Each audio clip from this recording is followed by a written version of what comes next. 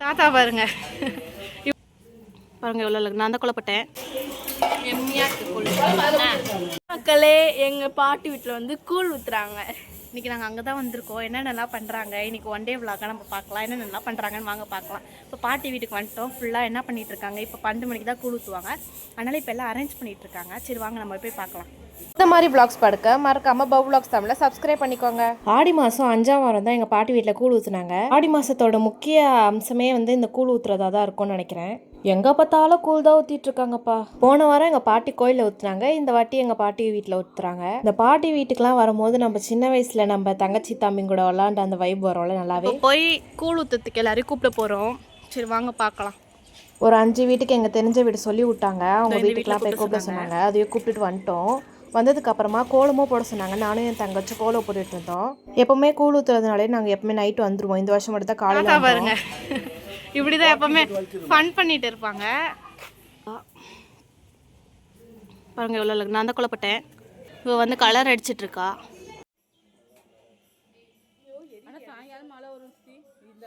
யார் யாரெல்லாம் 5ஆம் வாரம் கூழ் ஊற்றுனீங்கன்னு கமெண்ட் பண்ணுங்கள்.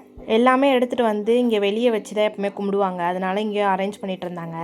செம்ம வெயிலாக இருந்துச்சு. செருப்பு போட்டோம் நிற்கக்கூடாதனால நாங்கள் என்ன பண்ணிட்டோம், எல்லோரும் பாட்டி வீட்டில் உள்ள இருக்க மேட்டை எடுத்துகிட்டு வந்து அது மேலே போட்டு நிற்க ஆரம்பிச்சிட்டோம்.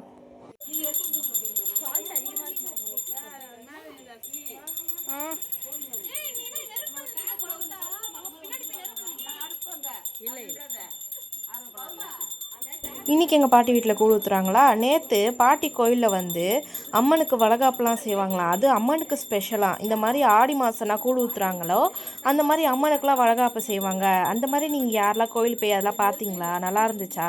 நானும் போனேன், நல்லா இருந்துச்சு. அதெல்லாம் அந்தந்த சீசன்ஸில் தானே பார்க்க முடியும். அப்புறம் சாமிக்கு தீபார்த்தனைலாம் ஒருத்தவங்களாம் வந்து காமிப்பாங்க. நீங்கள் வாங்க ஃபஸ்ட்டு, நீங்கள் வாங்க ஃபஸ்ட்டுன்னு கூப்பிட்டுன்னு இருந்தாங்க. எல்லாம் வைக்கப்பட்டு இருக்காங்க போல்.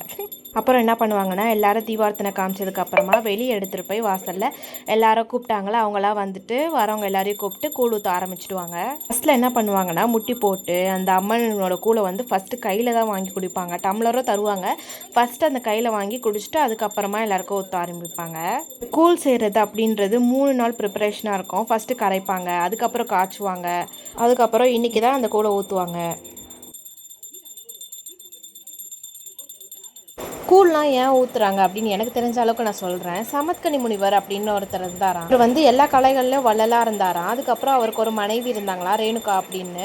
அவங்களோட பிள்ளைகள்லாம் என்ன பண்ணுவாங்களா, அவங்களோட அப்பா அம்மா பேச்சு நல்லா கேட்டுட்டு இருப்பாங்களாம். இதை பார்த்து போராமப்பட்டவங்க வந்து கார்த்த விரியாய் சுரன். இவங்க பிள்ளைங்க என்ன பண்ணாங்கன்னா, போராம வந்தனால அவங்க சமத்கனி முனிவரை வந்து சாவடிச்சிட்டாங்களாம். சமத்கனி முனிவர் வந்து ரொம்ப சிவன் பக்தராகவும் இருந்தாராம். அதுக்கப்புறமா ரேணுகா வந்து அவங்க கணவர் இறந்தனால அவங்க வந்து தீ எழுப்பி அதில் வந்து குதிக்கலான்னு போகும்போது அப்போ இந்திரன் என்ன பண்ணார்னா, மலையாக மாறி அந்த நெருப்பை அணைக்க முயற்சி பண்ணார். அதனால் அணைக்க முடியாமல் அவங்க என்ன பண்ணாங்கன்னா, வந்து பக்கத்தில் இருக்க வேப்ப மரத்தில் அவங்க வந்து ஆடையாக அந்த வேப்ப இலையை தான் சூடியிருந்தாங்களாம். ரேணுகா தேவிக்கு ரொம்ப பசி ஏற்பட்டனால எல்லார் வீட்டில் போய் கேட்டாங்களாம். அங்கே இருக்கவங்க எல்லாருமே ஏழுனால அவங்களுக்கு வந்து இளநீ, வெல்லம், பச்சரிசி இந்த மாதிரி பொருட்கள் தான் தந்தாங்களாம். இந்த பொருளை வச்சு தான் எங்கள் கூழ் காய்ச்சி செஞ்சாங்களாம். அப்போ சிவன் பகவான் வந்து அம்மை நோயால் பாதிக்கப்படுறவங்க இதெல்லாம் நல்லது அப்படின்ற சொன்னதுனால அப்போலேருந்து அவங்க எல்லாம் கூழ் ஊற்ற ஆரம்பிச்சாங்களாம். இந்த மாதிரி கதைலாம் யாருக்கு தெரியும்னு சொல்லுங்கள். இப்போ தான் இதை கற்றுக்குறீங்கன்னா கமெண்ட்டில் ஒரு ரெட் டாட்டின்னு கமெண்ட் பண்ணுங்கள்.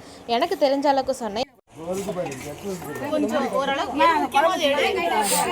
அப்புறமா கட் பண்ணுறேன்.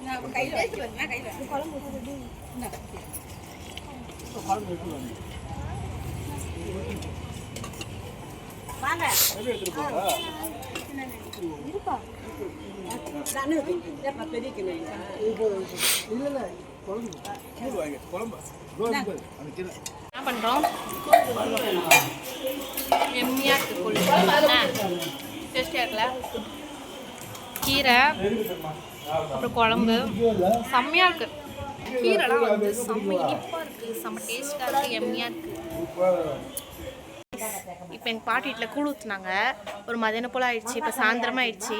எல்லோரும் நைட்டு சாமி கும்பிட்றதுக்காக சமையல் அந்த கவுச்சுலாம் செஞ்சு நான்வெஜ்லாம் செஞ்சு சமையல் படைப்பாங்கள்ல, அதுக்காக எல்லாம் சமைச்சிட்ருக்காங்க. முக்கால்வாசி முடிஞ்சிருச்சு. சரி வாங்க என்னென்ன பண்ணுறாங்கன்னு போய் பார்க்கலாம். நேற்று நான் மருதாணி வச்சது எப்படி இருக்குது, சரி வாங்க என்னென்ன பண்ணுறாங்கன்னு போய் பார்க்கலாம். சாமிக்கு படைக்கிறதுக்காக மட்டன் குழம்பு, சிக்கன் குழம்பு, மீன் குழம்பு, ரசம், மீன் வறுவல், முட்டை, வெங்காய பச்சடி, சாப்பாடு எல்லாமே தயாராகிட்டு இருந்துச்சு. இப்போ காலையில் படைச்ச சாமிக்கு வந்து கூழ் வந்து மதியானம் போல் எடுத்து சாப்பிட்ருவாங்களா. அதே மாதிரி நைட்டு படைச்சது என்ன பண்ணுவாங்கன்னா எல்லாத்தையும் ஒரே இதில் போட்டு பிசைஞ்சு கும்ப சாப்பாடு அப்படின்னு தருவாங்க. அதுவும் கொஞ்சம் நல்லாயிருக்கும். இங்கே சைடு எல்லாமே அவங்க சமைச்சதெல்லாம் இப்போ எடுத்துகிட்டு வந்து வச்சுட்டாங்க. ஃபுல்லாக வீடு ஃபுல்லாக சாம்பிராணி போட்டுட்ருக்காங்க. இங்கே தான் வந்து எங்கள் தாத்தாவோட குலதெய்வம்லாம் வச்சுருக்காங்க. ஒரு 7 மணி போல் சாமி கும்பிடுவோம் ஸ்டார்ட் பண்ணிட்டாங்க.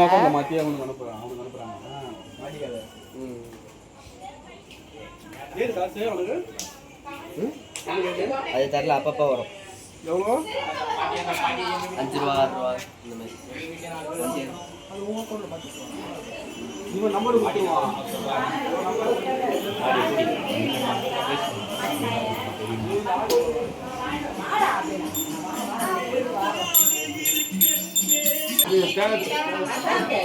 காலையில் கூழுக்கு எல்லோரும் தீபார்த்தனை காமிச்சாங்களா, அதே மாதிரி சாமிக்கு வந்து இங்கே தீபார்த்தனை காமிப்பாங்க. மழை பெய்யுது காய்ஸ்.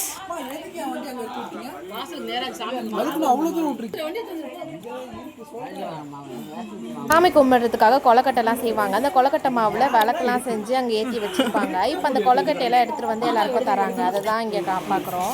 லைனில் என்ன வச்சுட்டு இருந்தாங்க எல்லாமே. நான் அதுக்குள்ளே வீடியோ ஆஃப் பண்ணிட்டேன், அதனால் எடுக்கல மீதி. இந்த மாதிரி vlogs பிடிச்சிருந்துச்சுன்னா பவ் vlogs தமிழை சப்ஸ்கிரைப் பண்ணிக்கோ.